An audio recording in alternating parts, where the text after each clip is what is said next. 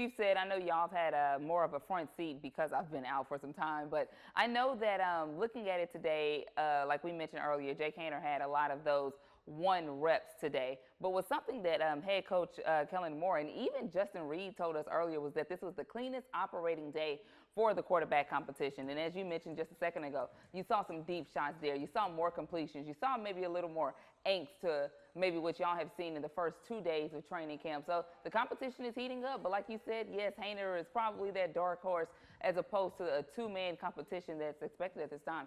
Absolutely. And it's such an interesting situation because, of course, this is fresh for everybody. This whole entire Saints organization, but of course the offense specifically, is trying to navigate what this new offense will look like. We mentioned tempo a minute ago, and something that head coach Kellen Moore said earlier was that this team has looked at the tempo and the paces between the Thunder and the Indiana Pacers of this past, this past championship run that they went on. So that's pretty interesting to see something like that maybe correlate on what he would like to see the Saints offense do in this upcoming season. What an incredible figure. I mean, when you look at what he's done, not just on the field, but for what he's done in his hometown, in the community, and for the game of football, from his stretches of teams that he played for, Tyrann Mathieu is definitely a household name.